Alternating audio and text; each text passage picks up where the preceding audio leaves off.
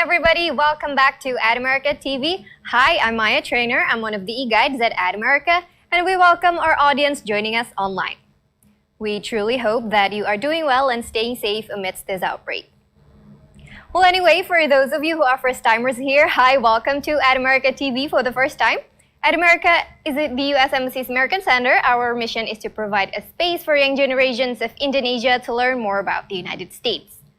We have temporarily moved to a solely digital platform so you can enjoy our program from the comfort of your own home and help flatten the curve of COVID-19. Don't forget to leave your questions in the comment box below, and our panelists will answer them later in this seminar. Now, today we will be having a session titled Healthy Lifestyle, Healthy Heart. But as per usual, before we begin, we are going to have a social media quiz. All right, the question is it true or false that a healthy lifestyle won't help people with chronic conditions? I will repeat the question one more time. Listen carefully.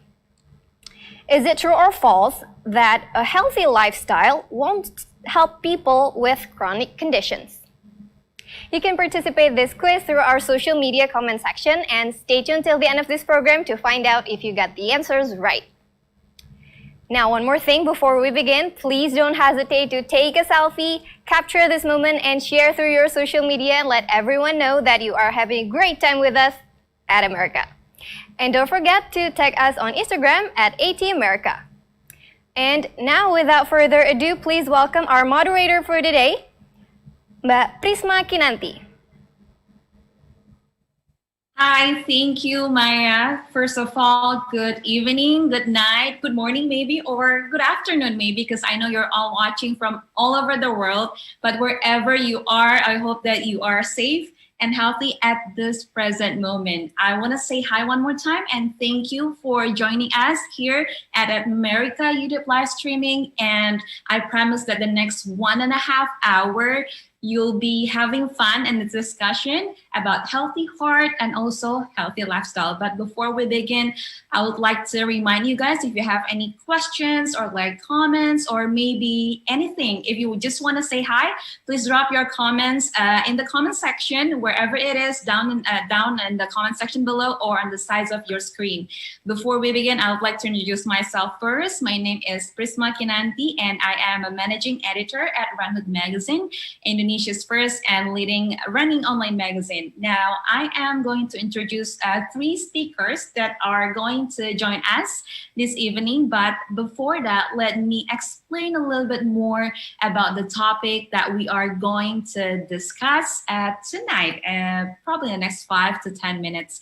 Now, the reason why we are having this discussion tonight is because today, Tuesday, 29 September, as we are celebrating World Heart Day, and that's the first reason why we are in this conversation tonight. But another reason is because this is such an important issue, because according to the World Heart Foundation, cardiovascular disease is the world's leading cause of death. Every year, it claims about 17.9 million lives. And if you can imagine that number, this is going to be such an important issue. And I guess that we're all, wherever right now we are, or at how old we are right now, no matter how old we are, we have to know about the importance of this disease. We are going to discuss a little more about that before, but other than healthy heart, we are also going to discuss about healthy lifestyle, how to live a healthy lifestyle,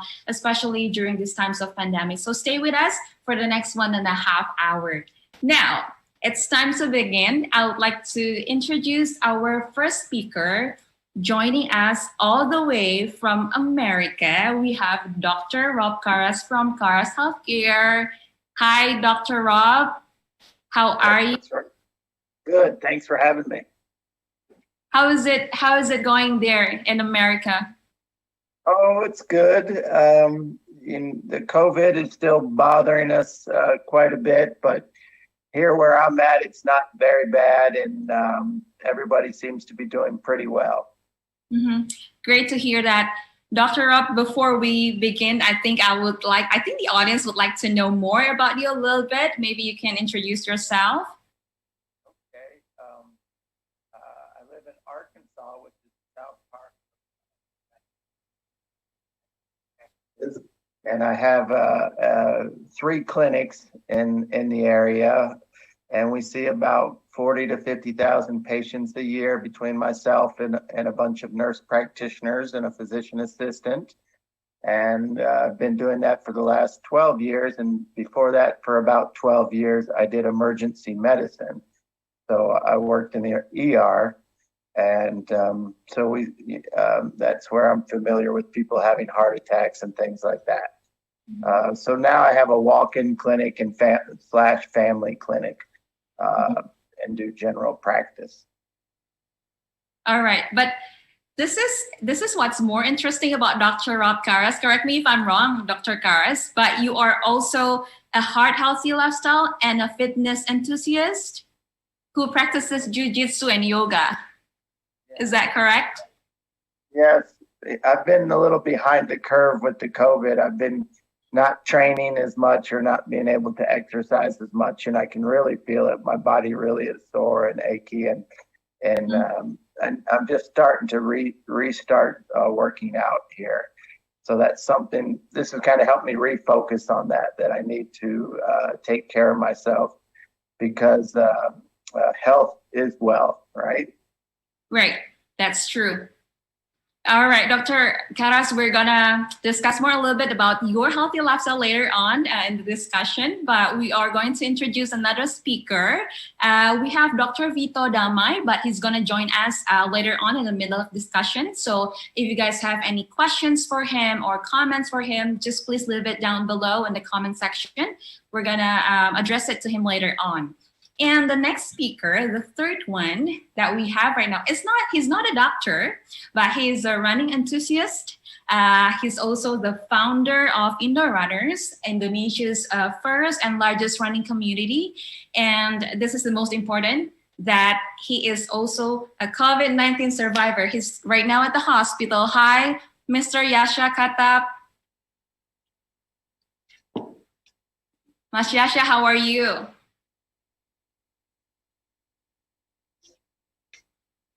I'm feeling great, but I'm a little bummed right now because the doctor just came in just a couple of minutes ago, just telling me that my swab test result is still positive. So I'm gonna still be in the hospital for at least another 5 days. So I'm bummed about that.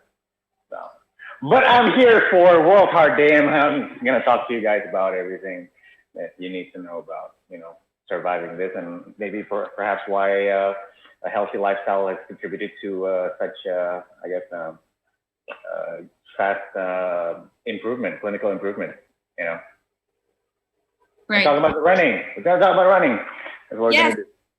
For sure. We hope that you're feeling better, recover soon. But in the meantime, we're going to discuss about running and healthy lifestyle, as you mentioned before. Now, before we start, I would like to know a little bit more about, cardiovascular disease. And I'm pretty sure that everyone who are watching right now, I think they're wondering what is cardiovascular. I would like to ask Dr. Caras for a second, if you can explain to our audience what is the background and what are the types of CVD.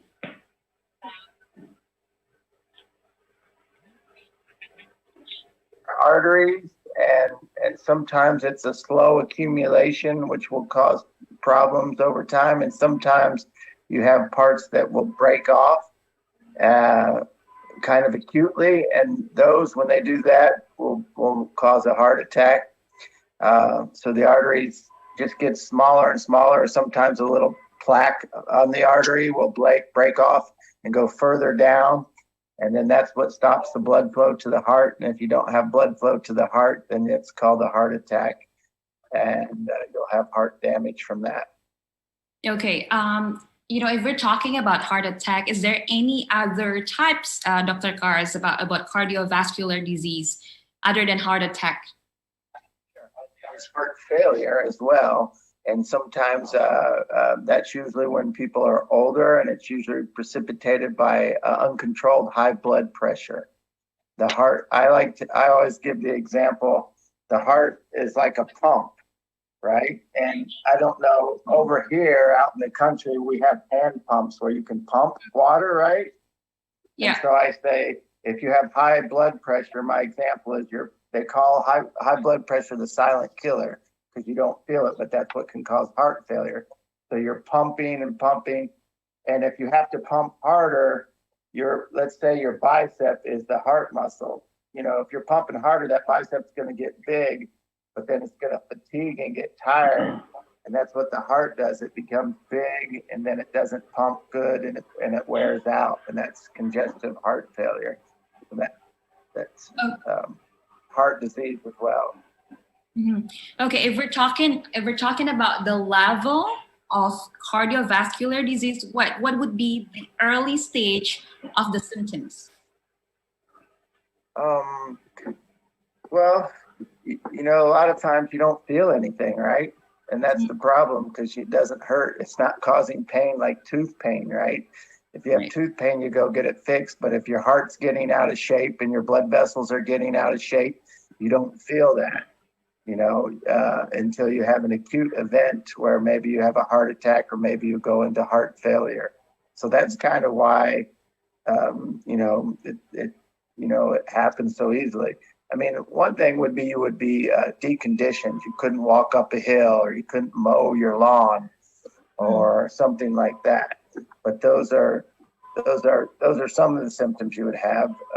You just would get short of breath easily, maybe. Okay, and how early should we get checked? You know, if we have one of those symptoms, maybe like when we were running out of breath, maybe, and then we felt the pain in the chest. How early should we get checked with the doctor? So if you're having pain in the chest, that's something that you should go. At least here we tell everybody to go to the emergency room. If you're having chest pain and you know you're over 30 years old and having chest pain, that could be concerning, and we'd want to make sure you're not having a heart attack. So chest pain, neck pain, jaw pain, sometimes left arm pain. Sometimes you break out in a cold sweat too, what's called diaphoresis in medical terms. You get sweaty and clammy, like real looking like you're sick. And those are signs that you could be having a heart attack, and we'd want to get you checked out in the hospital. Mm-hmm. Okay, and then you know, like one of the perspective about heart disease is that it's always people with age, you know, who get that kind of disease. But would that be possible if that happens with people with such a young age? It can happen some. I think the youngest person I saw in the hospital with a heart attack was 28. Wow. And sometimes people have familial conditions that are inherited or genetic conditions that might predispose them to really high cholesterol levels. And it's not very common. But most of the time, you know, it's usually older people, but occasionally it can happen. Rarely it happens in people under 30. Okay, so people under 30, I mean, they're possible as well to get this kind of disease. But maybe for those who are watching right now, Dr. Karas, should they get checked annually, or you know, even though they don't have a history or a family background with a heart disease? I would say no, not here. If you're not having symptoms and you're healthy, I don't need to start seeing you until you're about 40 years old, and then we'll start doing blood work. If you're a female, you have other female issues you need to go get checked for before that, that's our recommendations here. But for heart disease, if you're not having the symptoms, then you don't need to see me until you're probably 40. Okay, so if you're 40 and above, probably you should you know, get checked frequently. Yeah, you can get a checkup, a yearly checkup. Mm-hmm. Okay, I think that one of the issues that people here in Indonesia or probably wherever they are right now, that they don't get checked until they are sick. Yeah, yeah. I think I would pose this question to Yasha maybe for the time being. Yasha, I think based on your experience, like how often you as a person get your heart checked? Actually, not very often. I think the last time I did it was in December 2017. And I think when I was admitted to the hospital on the 16th of September, I had an EKG, but a proper lab treadmill test that I had was, that was December 2017. So it's not something that people do. And if someone were to do a basic medical checkup, and the treadmill test is actually not something that's included in the package. So I think that would be my question to Dr. Karras as well. Like, if you were not getting these tests, how would you know what kind of things should a regular person over 30 be watching out for? Mm-hmm. Because a lot of runners, a lot of running friends they all feel very healthy as well, and you won't know anything until something happens. Yeah. True. Like that's what I was talking about a little bit earlier. Like, you can be good and healthy, and you can have a heart attack if you have some plaque from the hardened arteries or the atherosclerotic arteries. If that plaque breaks off suddenly and goes downstream to a smaller vessel, then that will cause a big problem right away. Your heart might be great, but then you rupture your plaque, and then you have a heart attack. A lot of times you'll have warning signs, like you'll have the chest pain, or you'll have some shortness of breath, or some heaviness in your chest. And that would be the warning sign, and you don't want to ignore that. Those are the signs that you would have for the sudden heart attack that could be fatal. Okay. Mm-hmm. This is a very interesting questions from Yasha. You mentioned about running before, right? I mean, some of your running friends, sometimes they're at risk as well at getting this heart disease. But Dr. Karras, I would like to know, if you are out running or maybe doing some sports, what would be the first indicator that is leading to maybe a heart attack, or probably like the early stage of it? It would be the chest pain, the chest tightness, the chest heaviness. Could be in your neck some. You could get really sweaty, and what we would say it's clammy, like you're really sweaty and pale to where you just don't feel good. Those would be big warning signs for that. Yes. Yeah, and what would be the first, if they're having that kind of experience, or if they're experiencing chest pain, or all of those symptoms that you just mentioned, what would be the first step that they should do if they are still doing their exercise? They should stop, if they're exercising, because when you're exercising, your heart's pumping more and demanding more oxygen. So you need to stop your exercise. And then if it goes away and comes back the next time you exercise, that's a warning sign as well. And you need to go see your physician or go to the hospital, and you could get a treadmill. Perhaps your physician might order a treadmill test where they look at your heart under stress. They do a continuous EKG where they look at it when you're walking or on a treadmill, exerting your heart. Mm-hmm. Okay, so the first step, if they're still exercising, probably this is a good reminder for the audience. If you are watching or you're exercising and you're experiencing chest pain, or maybe you don't feel like there's something, you feel like there's something in your body that's not right, that's the most important thing to do. The first step is to stop, right, Dr. Karras? Now, I would like to pose this question, going back to Yasha again.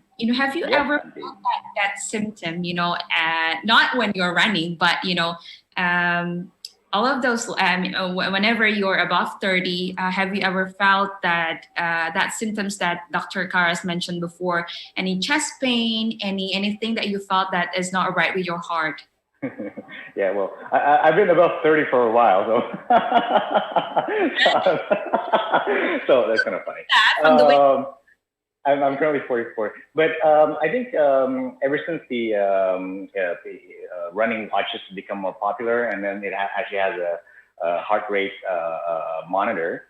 I find it. I've been using that, and I've been observing that as well. So if my heart rate goes a bit too high, usually I would just slow down.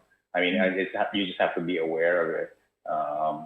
Because you don't want to exercise safe. You exercise to be healthy, not to get sick from or just So it's I think the running watch is actually has been very helpful in trying to monitor the exercises.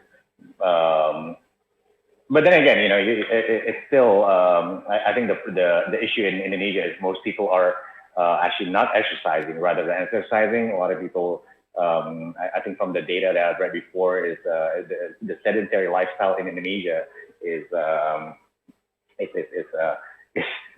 problem. And people are not eating healthy, and consumer goods companies are making all the junk they can make, sugary stuff, fatty stuff, and that's the danger. The level of the rate of obesity in Indonesia also increasing. I mean, when I was growing up, everybody was skinny, Now everybody's kind of a bit chunky,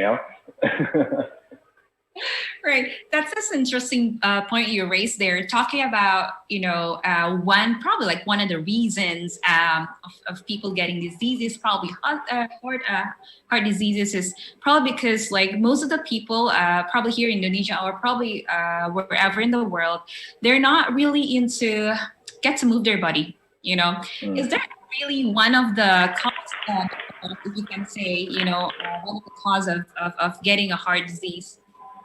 Well, I really cannot answer that, but I think Dr. Vito would be a better person to talk about that, or Yasha and Jackson. But let me tell you why there's IndoRunners. IndoRunners exist because we feel like running is a very cheap sport that anybody can do, and it's just so easy. You don't really need too many equipment aside from your running shoes. And you can adopt it, and not everybody needs to run a 5K or 10K or 42K or beyond that. You just got to move. You just have to run around the block, or brisk walking, or just start moving. You don't have to be competitive. I know Indonesians are not very competitive in sports, generally, and you just have to. We see that there's an opportunity from a community standpoint. From a lifestyle that everybody likes to hang out with other people. People like to do things together. So we use the opportunity to grow the movement from Jakarta. Now we have more than 70 chapters all over Indonesia, and it's still growing.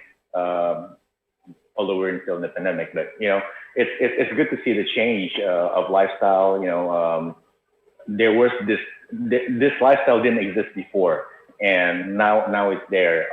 Now, as we have marathons and running races that just get sold out like that. Why? Not because everybody's competitive, but because people want to join because their friends are doing it. And hey, why not? As long as it keeps people moving, and as a co-founder, I'm happy. I'm happy that it's showing a lot of results in society. Yeah. That's such a great reason to people to start moving. Not only for getting healthier, but also there's another reason behind it, right? That motivates people. The point that you raised before. Now, I was actually addressing that question to Dr. Karas, so I am. But that was a good start of discussing a healthy lifestyle. I'm gonna go back to that because that's very interesting. I'm gonna pose this question again to Dr. Karas. Like one of the reasons that people getting a heart disease, or maybe like other kind of disease, Dr. Karas, which is one of the factors is because people don't really move that much, or like doing sports, or like at least get their body moving. Yeah, I agree with Yasha. I was going to tell him to keep preaching, or keep with the sermon of movement. And but yeah, in America, kind of now we're saying chairs are the new cigarettes. The sedentary lifestyle is very unhealthy, and sitting down all day long is not good for you. And that's when you become, I don't know, more technical society. We sit more. We have more options for junk food. We've had that forever. We have air conditioning and heat, so our bodies never have to regulate our temperature. And it just all leads to a lot of sedentary, terrible, healthy lifestyles where we have a lot of obesity. I'd say obesity is an epidemic in America. You know, I think in a lot of states, in a lot of states, it's over 20% of the people are obese. And I see it every day. And so yeah, you have to eat the old way, right? Like you guys probably used to eat, like Yasha was talking about, lots of vegetables, right? And you were out busy, everybody's working outside, and that's a healthier lifestyle than what we do nowadays. We go and buy food in a box with 30 different ingredients in it and sit all day. And stress, we haven't talked about stress either. Stress is a big cause of disease and heart disease. The most common day, do you know what's the most common day to have a heart attack, or when? What part of the week? Let me guess. Monday? Monday morning. Yep, Monday morning. When you're getting ready for work and you don't want to go and you're all stressed out. A lot of people, that's the most common time to have a heart attack. Wow. So, yeah, stress is a big killer, or can cause the heart disease as well. I tell people that a lot of times if they're not feeling good with their stomach or something else. I'm like, "Are you under a lot of stress?" And they're like, "Yeah." But what's that got to do with it? I said, "Well, stress can give you a heart attack, so it can certainly give you a stomach ache, So it's those three combination, right, Dr. Cars, as stress management, eating healthy foods, and also living a healthy lifestyle. Tell people to start moving. I'm gonna go back to Yasha. How can we, tell people to start moving? Like, how can we tell people to start running, or like at least start walking?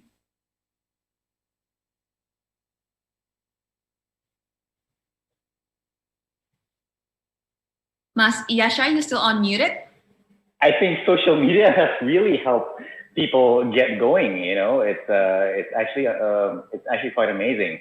I really love it when people start posting their exercise. I mean, sometimes you don't even know how much they exercise, but as long as you know that they are, and they're telling people that they are doing it, they are influencing their friends, and I think that's amazing. That's awesome.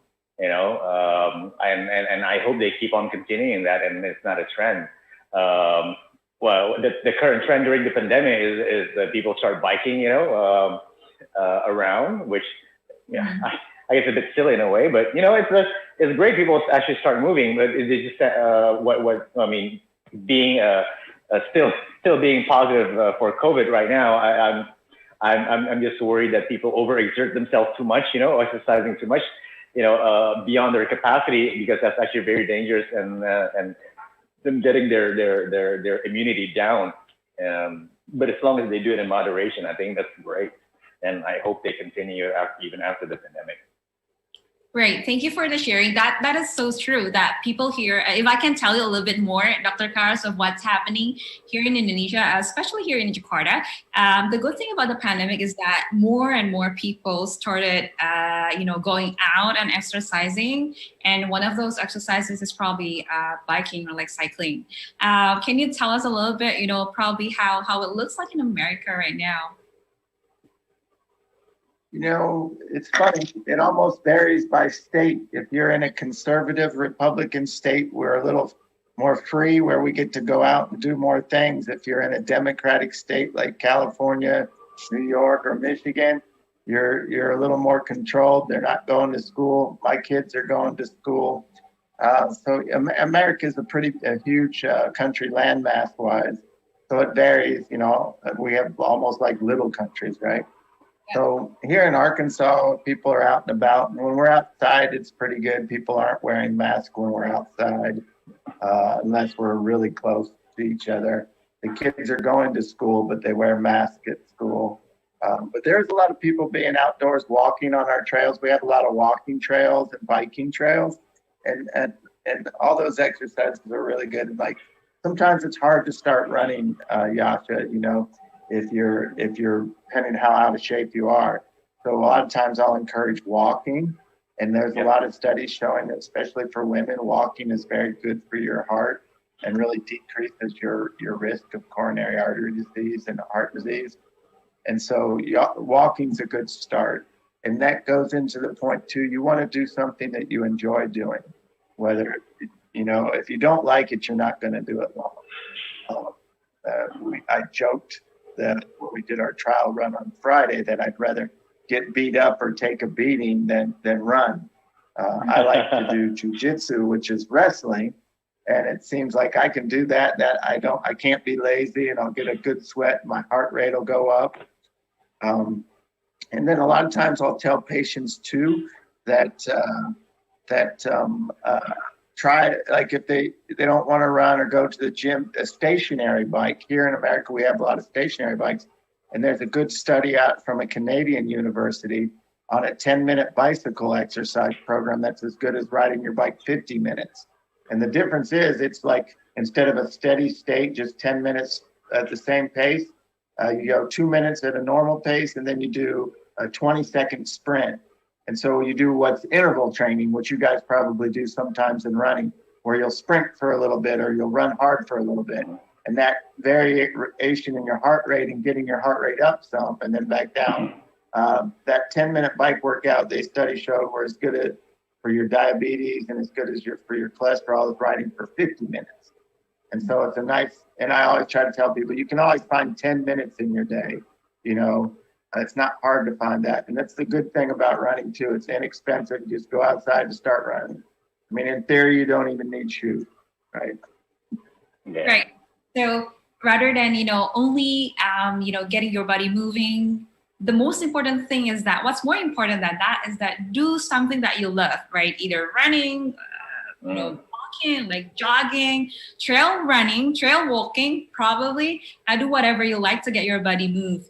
All right. Now, before we discuss a little bit more about that, as a country of 17,000 islands, right? You probably got a lot of water. You guys can swim too. Yes. Easy to swim.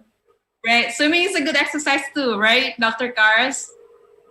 Right. Okay. We're going to get into this interesting discussion. I still have a lot of questions, but Dr. Vito is here. I would like to introduce Dr. Vito for a second. He's an interventional cardiologist and spokesperson of Indonesia Heart Foundation or Yayasan Jantung Indonesia. I'd like to say hi first to Dr. Vito Damay. Hi, Dr. Vito. Hi, Prisma. Hi, Dr. Rob Karas. Nice to meet you. Nice to meet you. Hi, Dr. Vito. Hi. How are you? I'm good. Thank you. Dr. Vito, would you like to introduce yourself a little bit more? Yeah, okay. Hi, everyone. Thank you for having me here. I'm Dr. Vito Damay. Well, actually, people call me Dr. Vito. Although my American friends that say that you should be called by Dr. Damay because it's more formally for doctors. They say that. I don't know, Dr. Rob Karas. Is that true? Yeah, but I'm informal, so that's why I usually go by Dr. Rob. Oh, yeah? So, okay, cool. Yeah, patients like it for the most part, I think.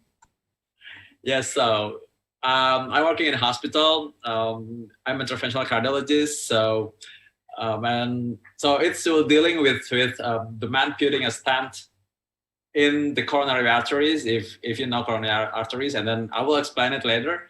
And then outside the hospital, I am, maybe you can say that I am an educator because I am a lecturer at the university. And then also, well, I do presenting because I am TV host. So yeah, that's make a bit variation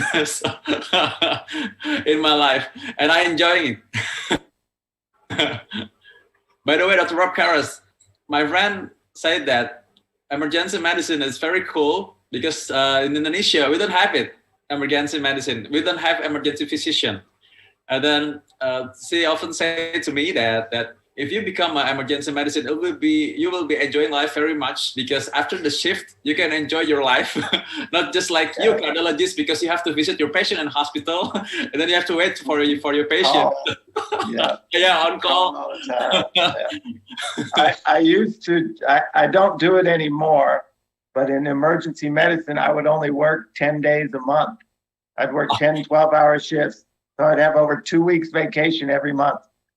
But it got tiring. It got old and stressful. It got stressful. And so I went to family medicine, which I like better. Okay. But you look good. I said, Prisma said that you are also something like that. You're a jiu-jitsu. Oh, yeah. I like doing jiu-jitsu. I have a club here. We have a club with about 100 members for Brazilian jiu-jitsu. Oh, cool. Actually, yeah. It's fun. They have it in Malaysia, too, I know, because my friend that is teaching here, he's been to a tournament in Malaysia, I think. Oh, cool. And I don't know about Jakarta, though. I'm sure you have a jiu-jitsu club in Jakarta. Yeah, we have it here. Yes, it's awesome. Trend, right? I think for the past 2 to 3 years, jiu-jitsu and yoga have been a trend here in Jakarta and other cities as well in Indonesia. Right. Okay. Dr. Vito, I would like to ask you such an important question. So Yasha's favorite sport is running and walking, of course, and then jiu-jitsu and yogas is Dr. Rob's. And what about you? Like, what is the sport that you like to do every day or probably in your spare time? Yeah, well, I do jogging and then I watch YouTube for body pump.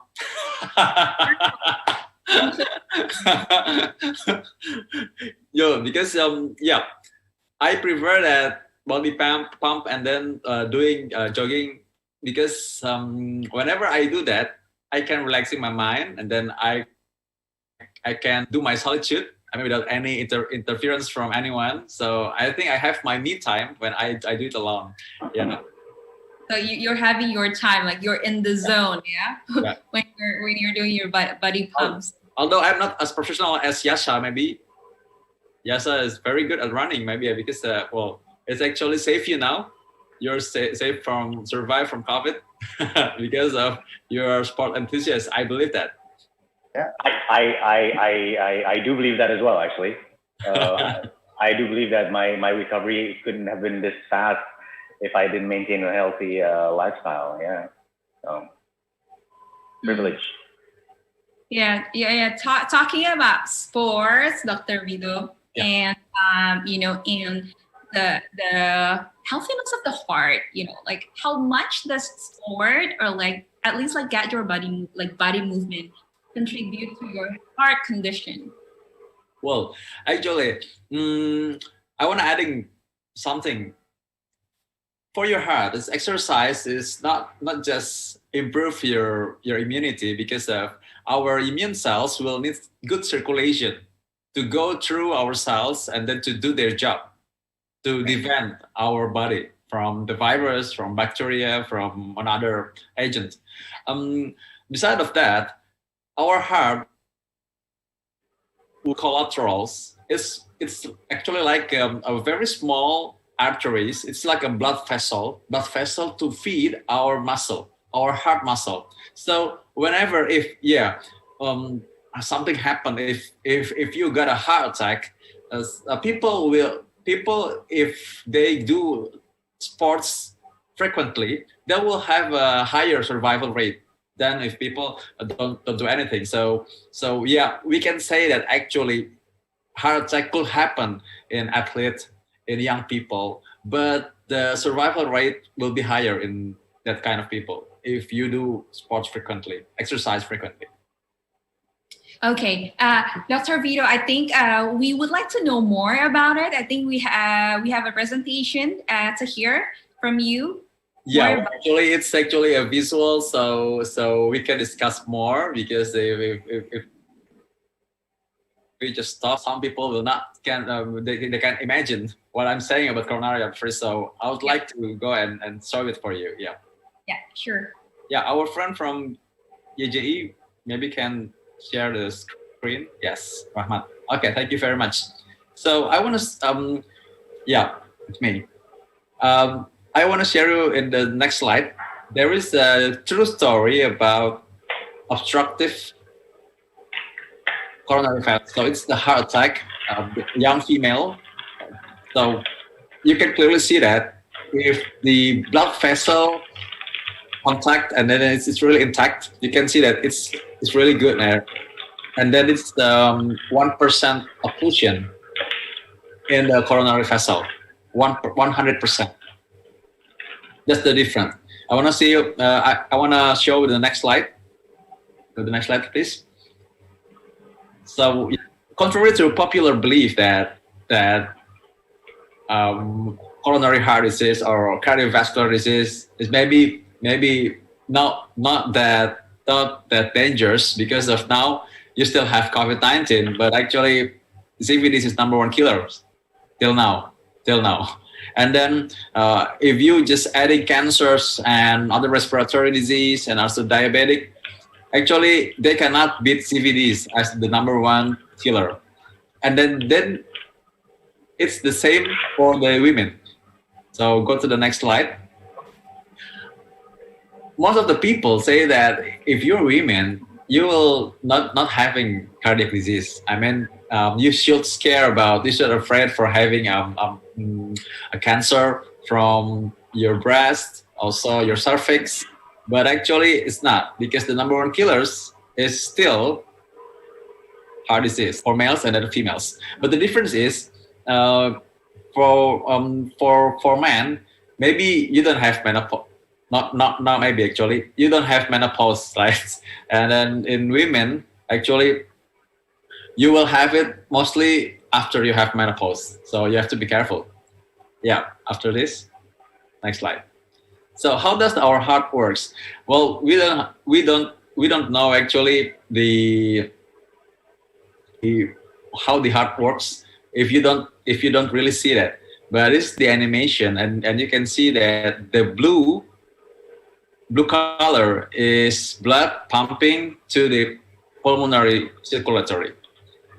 The blood will exchange the oxygen and also carbon dioxide,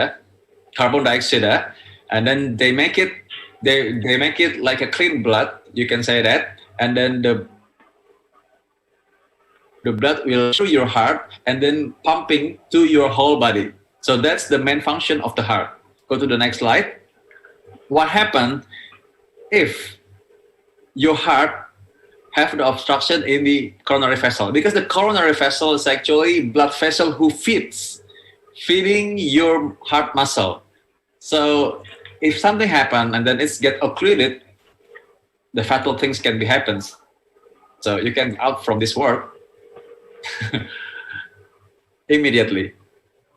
This is the illustration of how the heart pumping is from catheterization. And then you can see that from the picture, whenever the blood vessel get obstructed, and then the heart muscle will necrosis, and it will die. So it's irreversible and it cannot get back. So go to the next slide. And then if you know that, how many of you know that our heart is in our body? Is it in the left side or the right side? I would say left. Can you, if you watch Iron Man, you know that is in the middle of your heart, in the middle of your chest actually. You can see Iron Man, right? Yeah. But the apex will be on the left, yes. But the heart is actually on the center of your chest. And the left and the right, it will be your lung. And then so, if you can see, in Indonesia, it may be most of fried chicken, maybe fried tofu, But yeah, I don't know. In USA, you will get some of hamburgers, French fries. Most of them is the common factors of cardiovascular disease. Well, actually, for long story short, cardiovascular disease not only heart attack. You can have valvular heart disease. You can have myocarditis. Myocarditis is inflammation in your heart muscle, and then it can cause one of them by SARS-CoV-2, COVID-19. And then you can have heart failure. Already, Dr. Rob Karras already mentioned about that already. And then you can have a congenital heart disease. So it's a birth heart defect. But we can say that the unhealthy lifestyle is mostly correlated with cardiovascular disease, heart attack, or we can say coronary artery disease or coronary heart disease. So it's because of obstructed coronary vessel. Slide. Yeah, so it's it is actually my newest book about cardiac arrest in athletes and also young people. Slide. I want to show you the glimpse about what I already written in the book. So this is actually what the animation, and you can really imagine what happened in your blood vessel since you're born and then now, whenever you get aging. So you can see that the heart is not in the left. Yeah, it's on the center of your chest, and then there is the coronary vessel, the vessel who get nutrition and oxygen to your heart muscle, and then you can see that it's actually there is a well, you can say that this is a layer of the vessel, and then it's getting aging since you were born. So it's a part of aging. If they become calcified, they become less elastic, and then you can see that it's the red blood cell, and then there is a bad cholesterol there, the yellow one. And how the LDL get into the wall. You can see that they can get into the layer, and then they build the plaque. The plaque will make the diameter without you even realize that.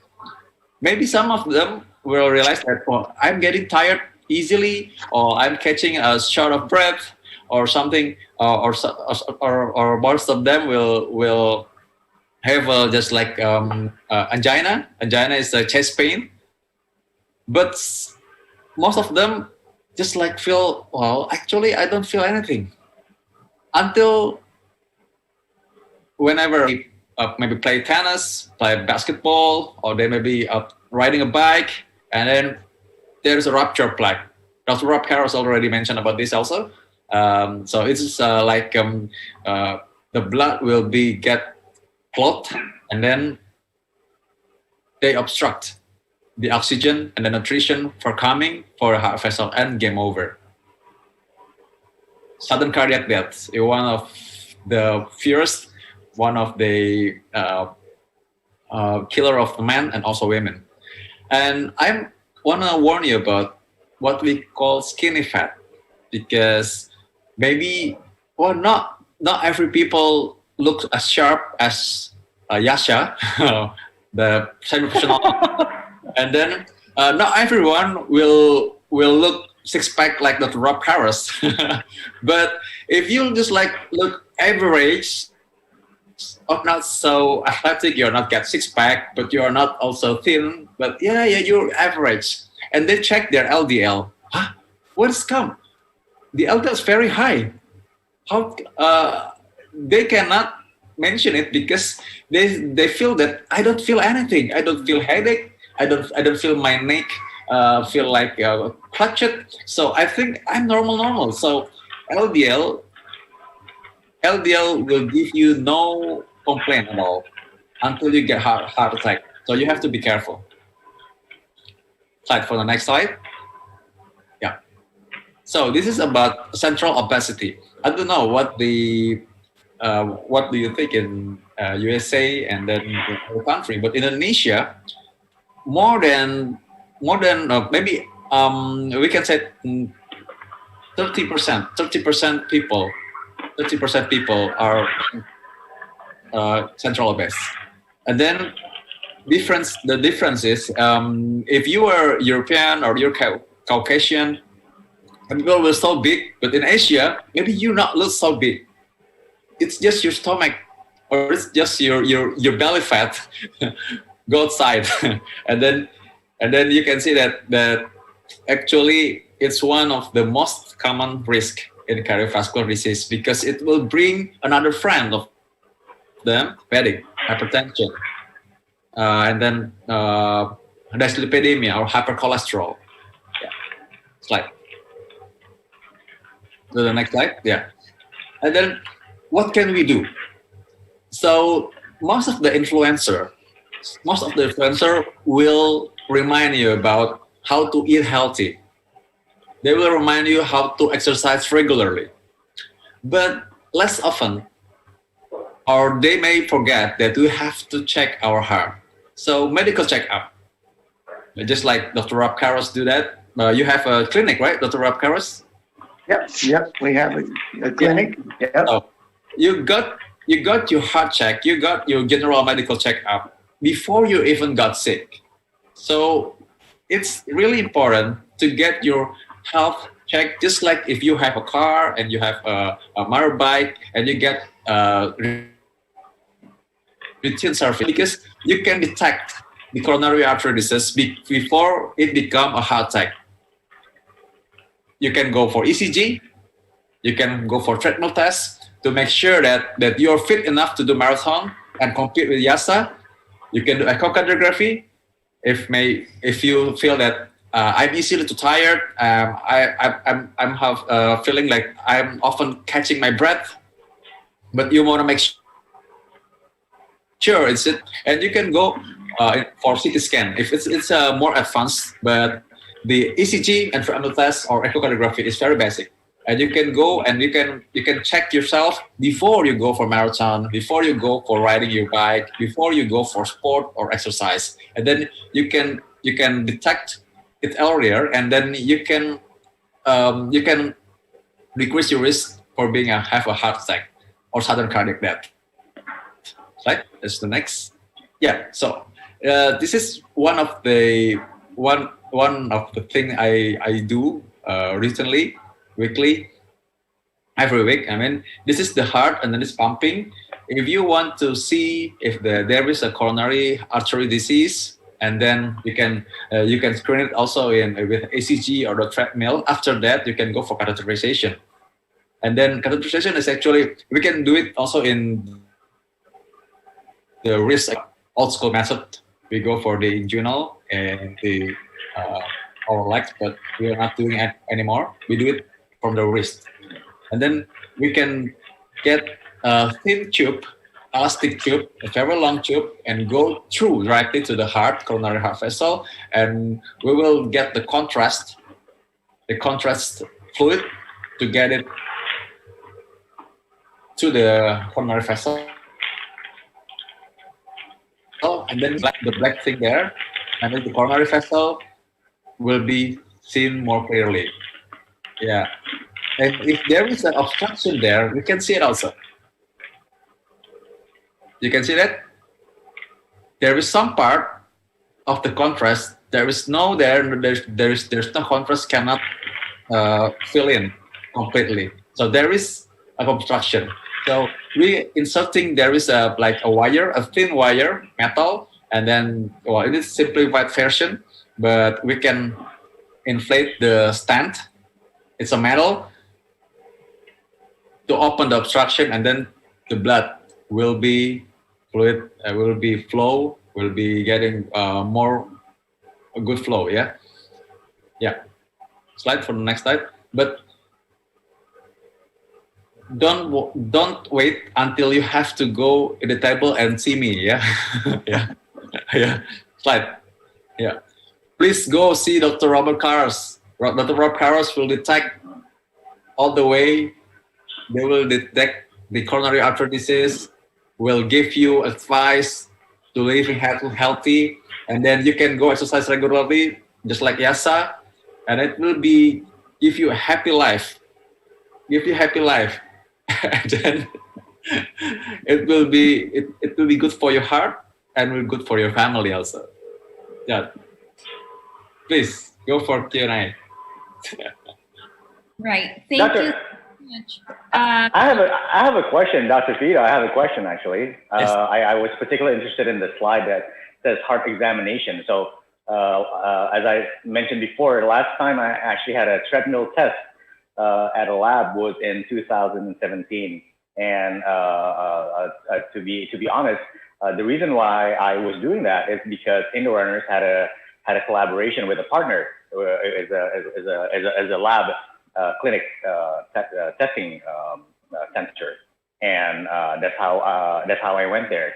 And of course, there was a product that was being promoted at the time, but I think what happened was although the promotion was being done, not a lot of people, not a lot of runners were actually signing up, because it's costly. It's costly, and it's something that will prevent them from doing more exercise. I think that's actually one of the reasons why a lot of people didn't want to do that. Like, why should I check on something that would potentially make me not able to do the things that I love, And with running, it's something that you kind of have to build up to get to a certain point, to get to a certain performance. While if the result was bad, they know they're not be able to do it. Yeah. What's your suggestion on that? Yeah. Okay, so when we go when I'm in Jakarta and I want to go to Bandung. There's a beautiful city about 2 hours from here, at Rock Paris. So when I want to go for tour, I will exactly want to make sure that my car is clearly can reach there, survive. It should be better if I check my car first. So same as just if you want to go exercise, actually it will not limit you, but give you a boost confidence. Contrary to that, I have many patients that came to make sure that I am able to compete in this Berlin Marathon, or I can compete in this Tokyo Marathon that's just nearly canceled because of COVID. So they check themselves to make sure that I can go home in one piece. Yeah. So it's actually the logic. So yeah, it's not easy, but try to suggest and then to advise to your friends about that, because most of the cardiac arrest in young people and athletes because of arrhythmia. One of them because of that. If the people is below or younger than 35 years old, they will have cardiac arrhythmia, or they will have some kind of cardiomyopathy that's called hypertrophic cardiomyopathy. It's kind of a structural heart disease. And then if the athlete more than 35 years old, most of the cause of the cardiac arrest is because of heart attack. So as actually we can detect the causes earlier. And if you got checked, it doesn't mean that we want to limit you. Actually, the limit is very high. So people often question me, am I exercise too hard? I'm saying, what are you doing? You can see the triathlete, they can swim, they can ride, and then they can even run kilometers, and then they're doing fine. So you are still very easy. Once again, exercise is very good for your health, and doctors will suggest you to do that. So there's no meaning that we want to limit you. We just want to protect you and give you confidence by doing the checks. Okay. Yeah, I think the bigger homework is just trying to get people to move. I think that's the bigger homework rather than getting people checked at the moment. For in Indonesia, don't you think? It's the cheapest, right? Yeah, just getting people to move. I think that's the most challenging. I mean, I think people people who are in advanced level of fitness are still quite a rare thing here. I think most people are still they love sports as spectators, not as participants. Yeah. They have to look at someone. They have to look at you, an influencer. They have to look Yasha. They have to look the doctors really do the exercise, because most of doctors, no, there is a quote saying that you can follow doctors' advice, but do not follow their life, because most of doctors have bad habit in life. Even they don't do exercise. I mean, if you see Dr. Rob Harris, still have time for exercise. They have time for sports. Well, it's one of a kind. I mean, yeah. not every doctors do that. Dr. Rob Harris, you can give your advice. Well, it goes back to, like, I think health is wealth. If you don't feel good, and you don't, it doesn't matter if you have a lot of money or you do, you know what I mean? If I don't feel good and my shoulders hurt and things like that, then I don't care how much money I have or what kind of car I drive or how big my house is, Correct. Yes, I'm agree. Totally agree. I say they go to the hospital with luxury car, and then we can say that probably God of came from wealthy family, but he cannot walk by himself, and then he got a stroke, got a severe heart failure. So it will nothing. I mean, who will drive that fancy cars? His drivers, not him. So yeah, exactly. I feel that long time ago when I just graduated as a doctor, I used to be just like take all the shift. And here in Indonesia, Dr. Rob Carrot, we can take the shift. I mean, there's actually now work hour limitation for doctors. So we can go another night for 24 hours in hospital and then go for another night.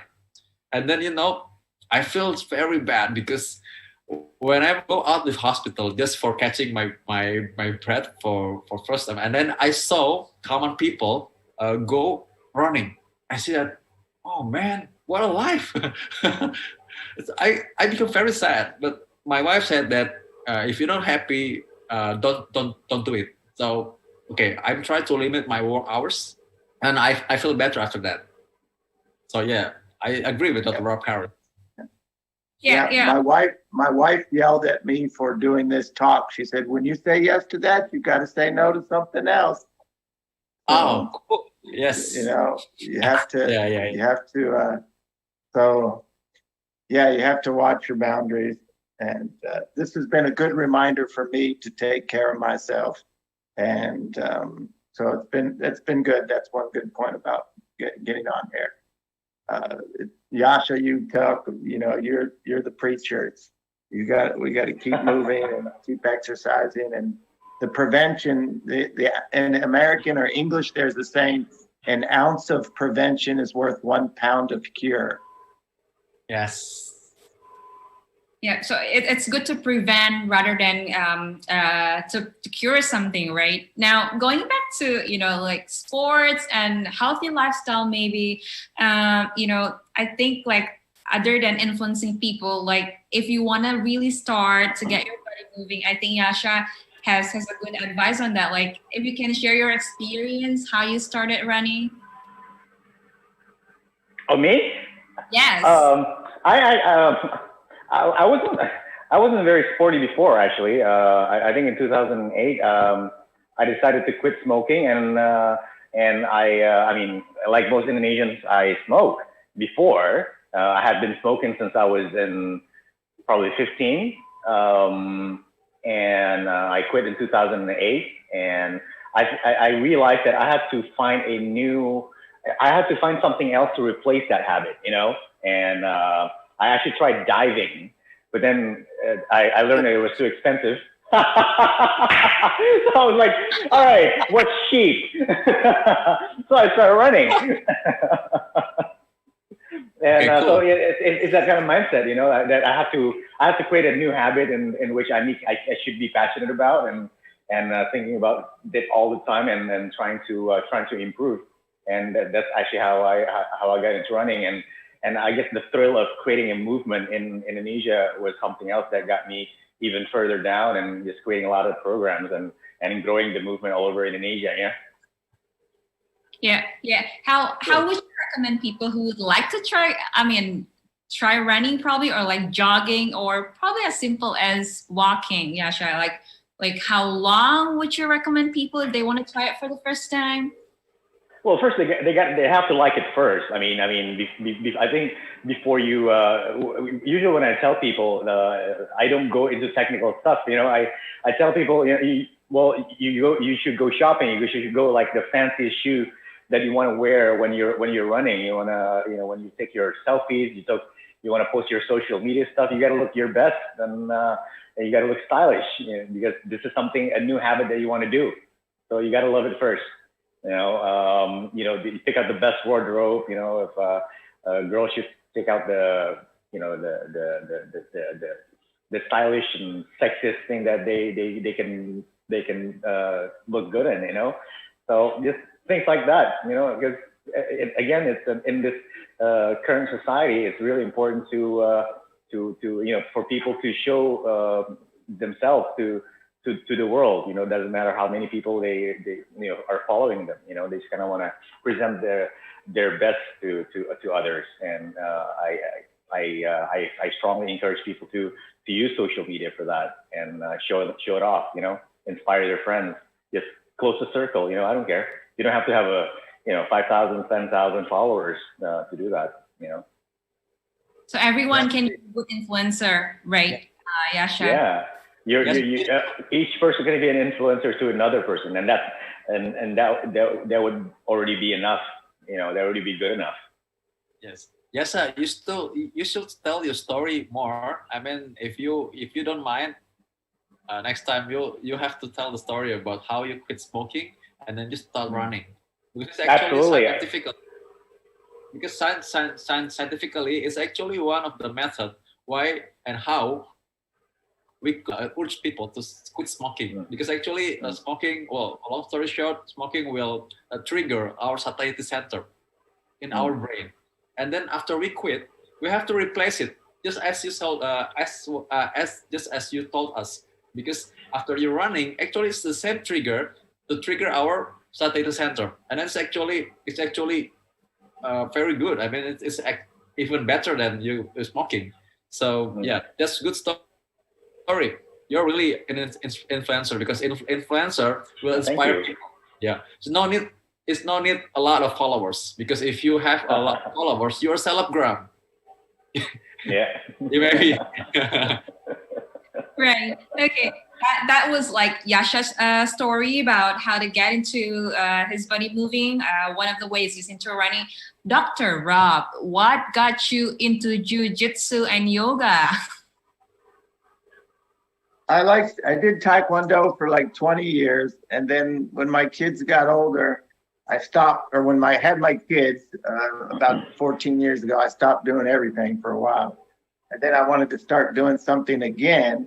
And so I started doing judo at one spot, and I'd watched a little jujitsu. And then I had a friend at church, and he said he liked jujitsu, and so him and I wrestled right there on the playground. And then he started coming over once a week, and then we started doing it twice a week. Then we started doing it 5 times a week in my living room. And we've gone from my living room to a little studio to now we have 5,000 square feet gym with 100 members. Oh, and it's just fun. It's good community. It's good workout. It's good exercise and good community. So, you know, it's very intimate. You're rolling and sweating, people's sweat's dripping on you, and you get so exhausted, and it's like, so it's very cathartic. And it's like Dr. Vito said, it's just, you escape all my daily stresses there. I don't think about them whatsoever when I'm doing that. So it's fun. It's a nice sport with and it's not super expensive either. I mean, a little bit for the gym membership, and you can buy the uniform, but it's pretty affordable. And my wife does lots of yoga, and I do some yoga, and I feel better when I stretch and move my joints. We also have a common saying that motion is lotion. You know, as you get older, I'm 53. My knees hurt a little more. My shoulders hurt. I just had an MRI on my shoulder. But I've kind of gotten a little bit overworked with the COVID for the last 4 months, where I've worked a lot, and my body feels it. I don't feel very good. My shoulder hurts. So yeah, I need to. This has been a good little inspiration for me to turn it back on and start taking care of myself. Yeah. Also, when we're talking about cheap exercise, Dr. Vito mentioned about body pumping. He follows it on YouTube, right? Dr. Vito, like, you know, what keeps you moving? You know, what keeps you going back to body pumping? You know, what's so good about it? Maybe you can, you know, tell a little bit motivation for people, those who are watching right now.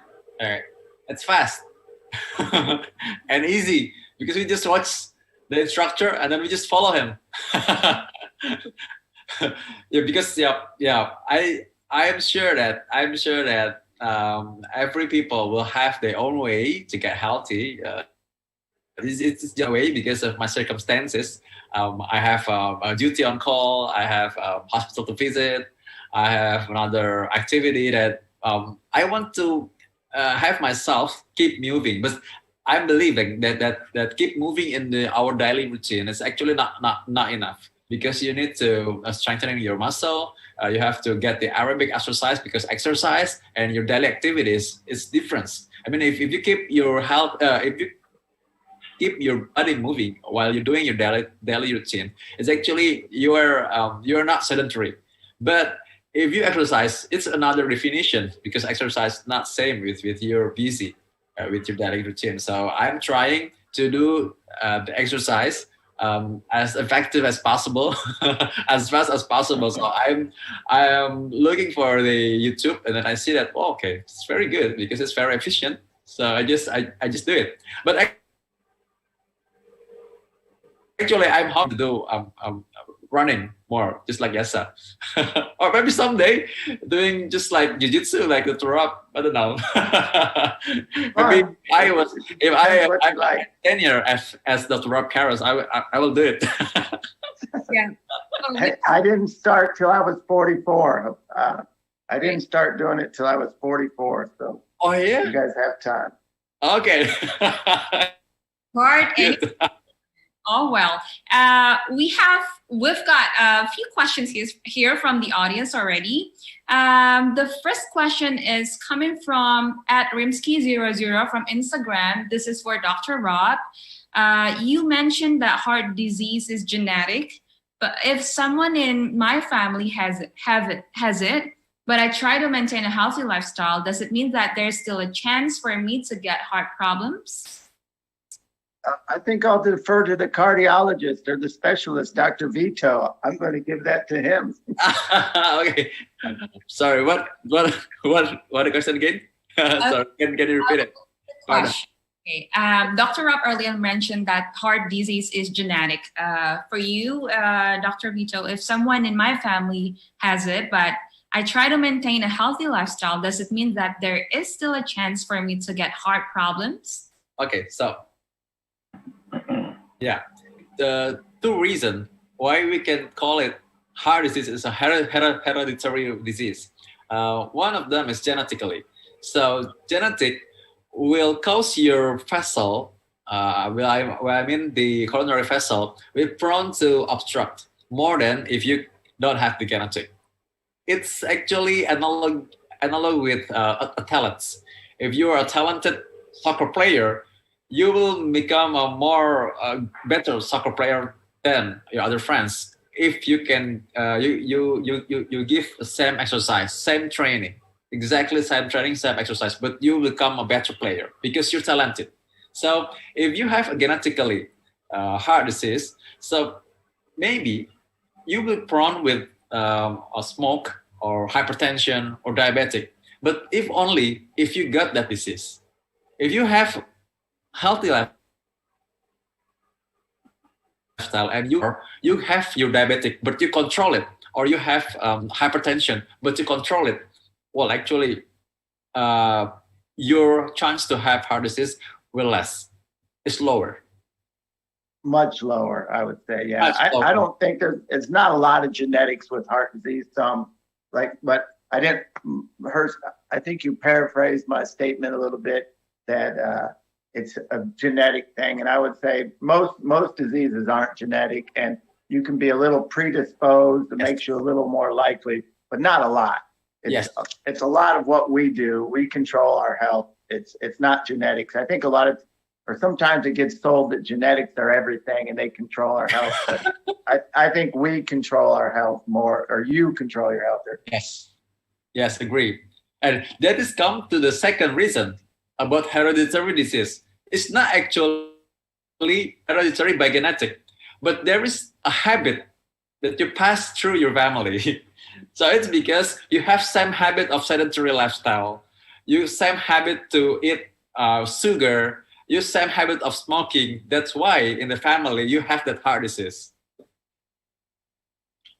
Okay, so it's about the lifestyle again and again. It's about the lifestyle as well, yeah, Dr. Vito, as you mentioned. So it's not only about, but it's all about the healthy lifestyle that you live probably in the family for, I don't know, number of years maybe, that you keep on continue on doing that. All right, now, but talking about the remedies of the disease itself, there's another question from Aldi on Twitter. He said, do any of the speakers know some sort of natural remedies to prevent CVD or even to heal CVD? Okay, this question, I want to ask Dr. Rob Harris. Is anyone in US have a belief about the traditional remedies? I just want to ask because I want to know. Like you can do, you have, there's a famous cardiologist, Dean Ornish. Have you ever seen his books, Dean Ornish from Duke, and What to Eat to Reverse Coronary Artery Disease? I mean, I think you do the preventive lifestyle, you eat healthy, you can reverse coronary artery disease.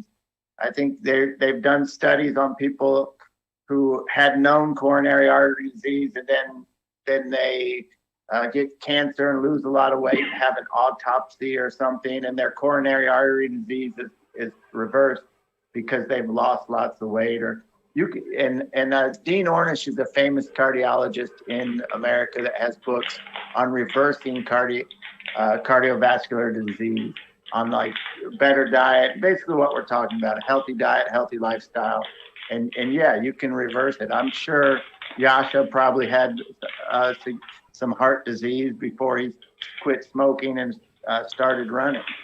And but I don't know. That's from my perspective. But aspirin is a pretty simple measure to prevent heart disease. Like back when I was stressed and I had some chest pain when I was working the ER and a lot, I would take aspirin every day because I was like, well, I'm just going to protect my heart with some aspirin. But I'm actually allergic to aspirin, Dr. Rob. Well, well yeah, that's not good. No. You're too honest. Yeah, but yes, that's not good because it's one of the best antiplatelet. So there's the best blood thinner so far in coronary heart disease. So yeah, make sure that you don't have the disease. All right. Let me get your number, Dr. Vito. Is that relaxing now, yeah? Not relaxing. Not relaxing. No. Answering that question, just like Dr. Rob already said that traditional medicine, we do it for prevention, trying to revert, to less the risk of heart disease. But we need more research to have we have this ginger, you can call it just curcuma. It's curcuma in Indonesia. It's called kunyit or temulawak. There is much of just like herb in Indonesian, and we are very rich of that. Even I actually have in my garden herb, traditional medicine, traditional remedies, and we still have more research for that to replace that pill, just like blood thinner, aspirin, or hypertension pill. So we cannot do it alone. If you want to consume that, you have to talk with your doctors, because some of that herb remedies have a blood thinning effects, just like aspirin. Maybe no, maybe not. I can agree. It can adding more effect for aspirin. So you can do that. You can eat that. You can consume that herb medicine, but please talk to your doctor, because it's very specific. It's tailored medicine. Talk to your doctors about that. Okay. What about vitamin?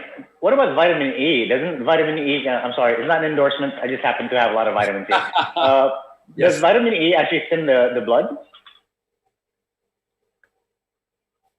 Vitamin E, not. No. Okay. No. But vitamin E is good for immunity, good for your condition now.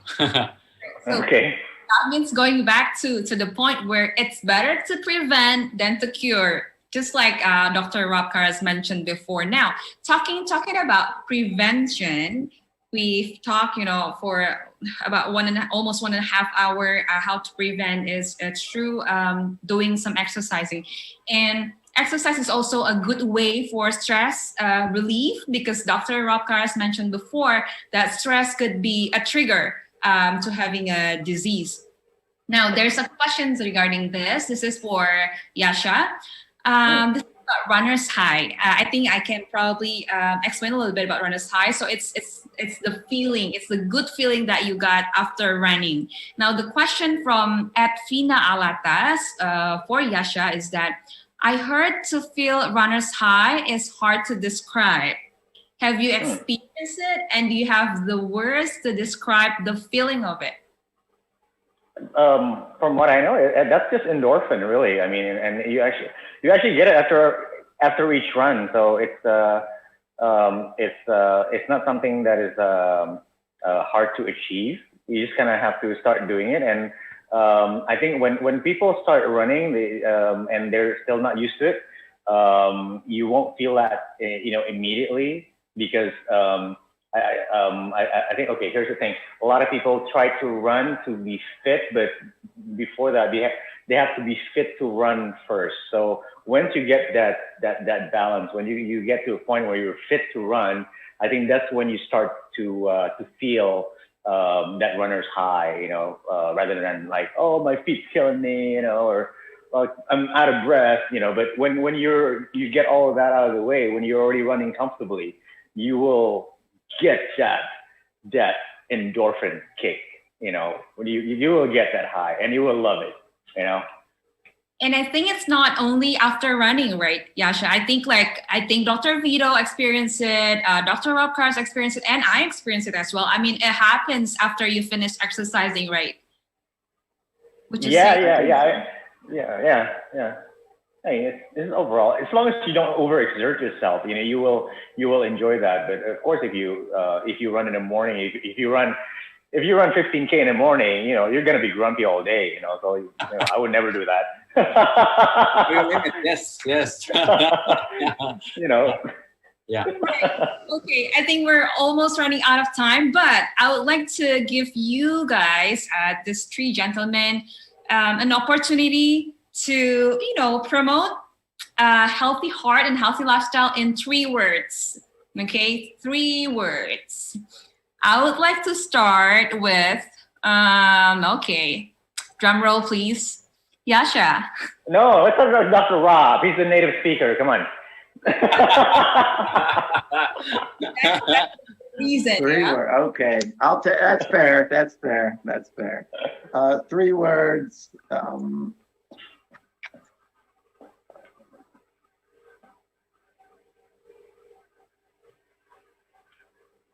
And wasn't there a movie or something called Eat, Love, and something else?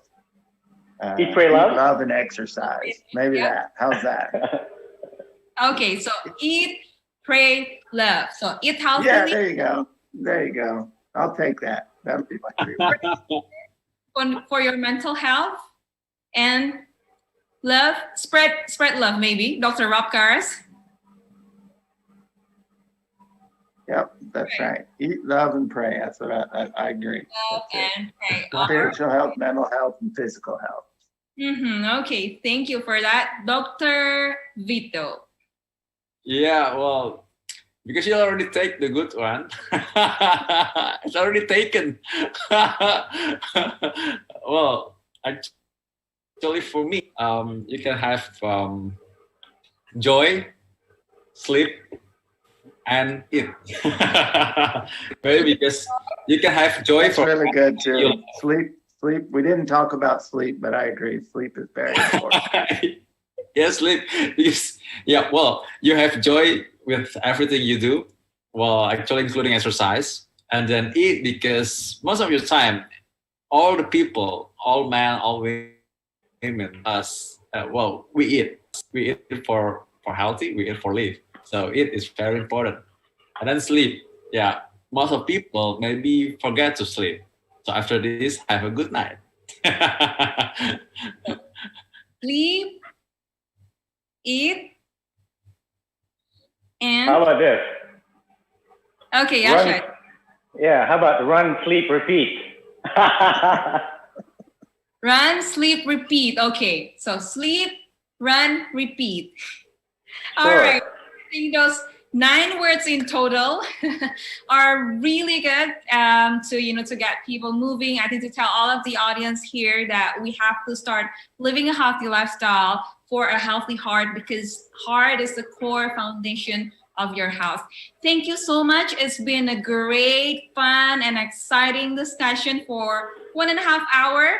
I would say almost. Thank you so much, Dr. Rob Karas. Thank you so much, Dr. Vito Damay. And thank you so much, Yasha Chatab, for joining the discussion tonight. I hope you guys stay healthy, stay safe, and really, I think we would like to see you guys, meeting you guys in person, probably, I don't know, as soon as possible, physically at America here in Jakarta. Thank you so much. And Yasha, we hope that you get better soon, recover soon, and go out from the hospital as soon as possible. Thank you. Thank you so much. Thank you, gentlemen. And that is our discussion about healthy heart, healthy lifestyle. I hope that you find this discussion informative and also beneficial for you. And we really hope that you can enjoy another talk shows, another discussion at America. So stay tuned for the whole week. There's another program. Stay tuned. And I think you can find all of the information at America Instagram. Thank you so much for participating. Thank you so much for joining us. We would love to see you guys in person really soon. Stay safe, stay healthy. I'm Prisma Kinanti. I'm gonna toss it back to Maya in the studio. Maya. All right, thank you so much, Mbak Prisma Kinanti and the rest of the speakers. That was a very informative session. We hope to see you again in our next At America event. Now, the rest of you, please don't go anywhere because I have the name of the winner for our social media quiz today. Earlier in this event, I asked you guys, is it true or false that a healthy lifestyle won't help people with chronic disease? And the right answer is false. A new study was released showed that exercise, not smoking or drinking, and a healthy diet could help you live years longer, even with chronic medical conditions. And our winner for the night is Verona Rossi from Facebook. Congratulations, Verona. Now, you may be wondering, how can I develop an awesome idea for a place like this? Easy. You can go to our website at www.atamerica.or.id, click Create an Event, and collaborate with us. All proposals coming to us will be reviewed, and your event might be featured here soon. And while you're on our website, don't forget to subscribe to our newsletters for weekly event updates sent straight to your inbox. Alright everybody, I think that wraps up this episode. It has been really fun, but unfortunately we have to say goodbye for now. Don't forget to follow us on Instagram, Facebook, Twitter at ATAmerica for event updates, fun content, and so much more. Also, don't forget to subscribe to our YouTube channel as well. Once again, thank you so much for tuning in. We'll see you again in our next At America event. Goodbye, everybody.